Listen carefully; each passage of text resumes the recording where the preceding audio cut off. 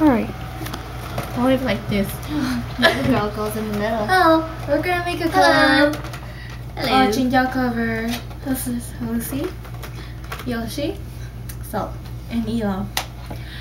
We're not good, and this is not the best, but enjoy. Laugh again. Laugh.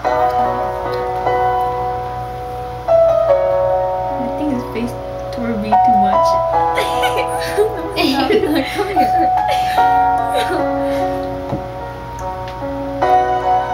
How is that here? I think I'm tall.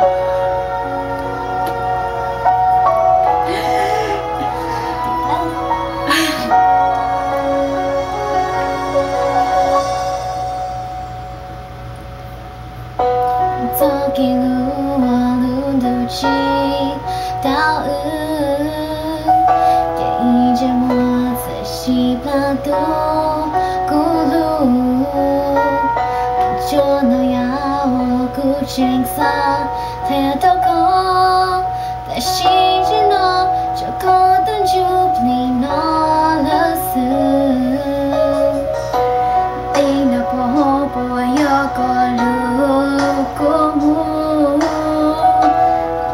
là đã giờ kia chỉ xí đau lòng đừng cho chờ bùa yo có lu cho là thiệt đâu cô để có chữ lu cô ý lên lu này nó cô nhớ nồng xa cho con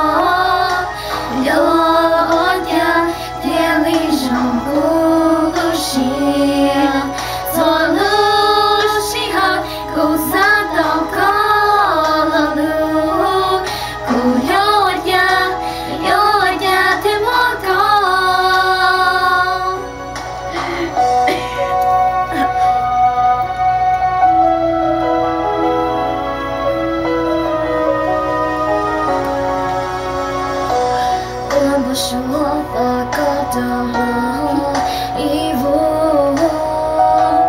爱不够的好高路，送掉个冬天女进之中，一路至少不够，才够不够的故给，摇头我寂寞够。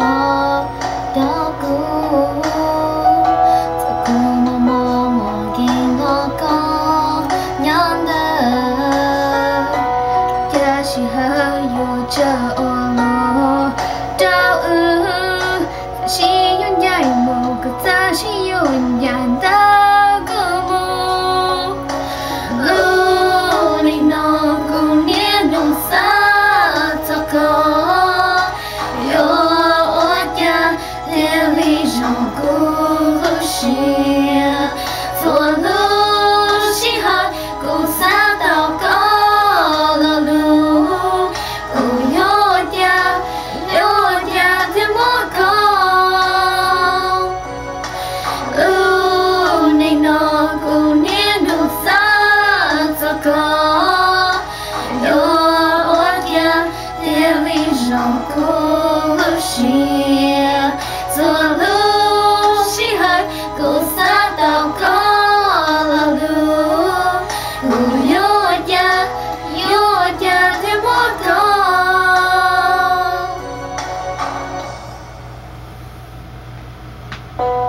我们说不够的了，遗忘，